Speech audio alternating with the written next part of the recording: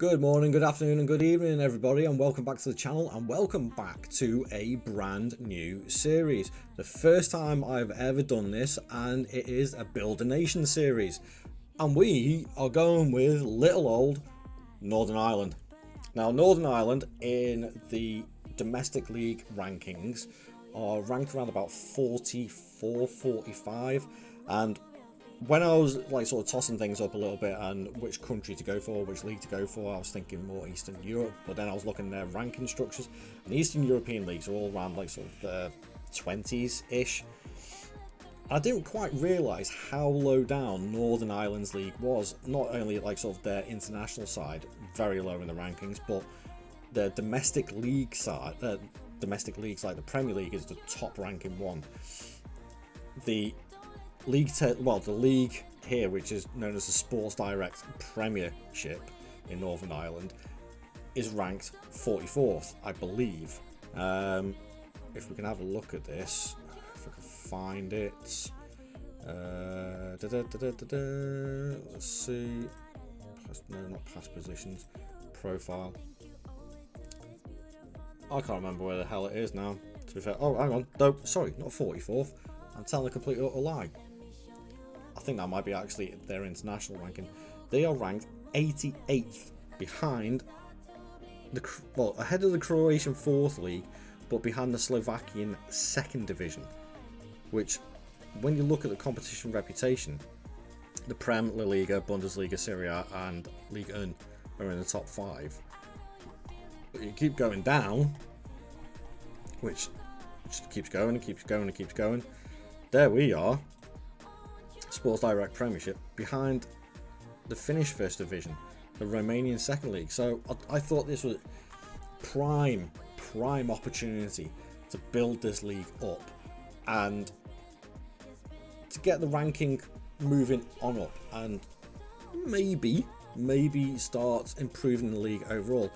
The team I've gone with is actually the most ridiculously successful team in Northern Ireland or Northern Irish football history, and that is LINFIELD. They are probably the most professional. I think they are a professional side as such, and they do have some fairly decent facilities. Not much of a transfer budget to speak of, not much of an overall balance, but when it comes to the financial side of things, they don't have any debt. They're quite well run and they look after themselves pretty well, I would say. But I think the main thing is, during the time of managing this club and however long it takes, the target is to improve the reputation in the league, to improve the player options for the international sides as well as the club side through our youth facilities, and also win a major European trophy. That is the target, because when you have a look at the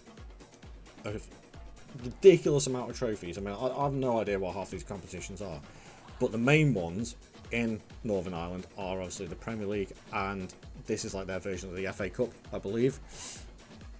But as you can see, some amount of silverware, but no European trophies. They've never even been close. And when you look at the competitions, we are actually in the Conference League. I believe that is the qualifying for the Conference League as well. So scheduling wise, it's been a bit up and down. I haven't done any friendlies really, besides what was put in, because we had to get past Viking Reykjavik, I believe it's called, which we actually won pretty comfortably. Then we beat Arsenal. Not that Arsenal. I believe this. Where did Tivat? What? I have no idea whether. Oh, hang on. Montenegro. There we go. So they're from that neck of the woods. But the next one we got Besiktas. I don't think I've got the squad to compete with them. And speaking of squad, transfer wise, I've brought in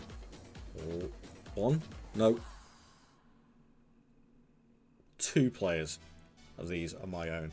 Isaac Baird from Glenavon, young 18-year-old Northern Irish player. defensive midfielder, ball-winning midfielder. I think scouts rate him, so I think he could do all right.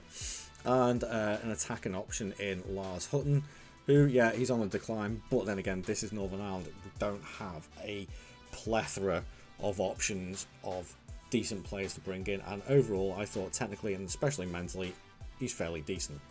2 free transfers, no money spent, no money really brought in. It's a bit of a non-entity for the first season. But if we have a look at the tactics, I have gone with my standard, 4-2-3-1. And I think that this will do okay. Squad-wise, it's a small squad. And the registration demand for the Premiership here is only 20 players, not 25. So I've got to be really careful on who I sign. And if the players I do sign, I've got to make sure the majority of them are under 21 for them to even stand a chance of playing. A little bit complicated, a little bit annoying, because obviously the league isn't as big. They don't require as many players to be registered, but if we do get into Europe over the next couple of seasons, I'm going to require those players because I'm going to need a bigger squad. But then I'm also going to need a bigger squad of homegrown players because I need the homegrown at club quota to be in Europe. Very annoying, very challenging, but let's go and simulate this first season to go and find out how we get on. Do we get past Besiktas? I don't know. Can I win the league in the first season and get a domestic cup? That'd be nice, just to keep things going and make sure I don't lose my job. Fingers crossed, first season is successful. I'll see you in a few seconds. Well, there we have it, folks. We won the league. Not comfortably by the looks of it. First season. It looked a little bit, I mean, we were second for a long time. And what this league actually does as well, you play 33 games, I think it is, for the first part of the season. Yeah, it's 33 games.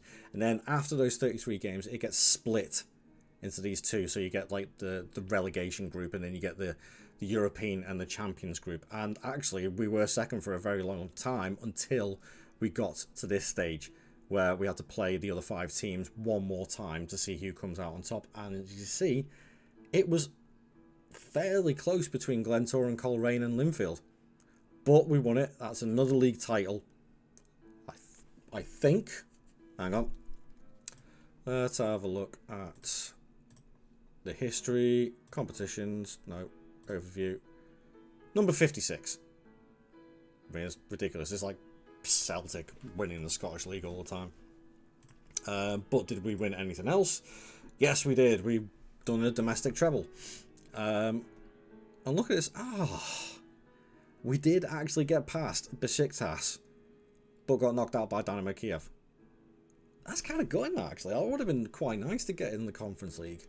But then again, progressing through the qualifying rounds, we do get a little bit of money for that. You don't get an awful lot of prize money in Northern Ireland, but our overall balance has jumped up very, very nicely. We had this come in, television rights, and I think prize money as well. So we've got a little bit of transfer budget, a little bit more of a wage budget, which isn't too bad. Squad-wise, goals, a lot of them coming from Jordan Stewart and Joel Cooper, who are very experienced players, along with Fitzpatrick getting 22 and 3. I mean, Joel Cooper, 23 and 26 is an incredible season. 10 assists from Kirk Miller as well, who didn't really play a lot. Lars Hutton had a good first season. Quite happy with that. So overall, yeah, I am pretty happy with that first season. The foundations have been laid. Now is the time to push it on.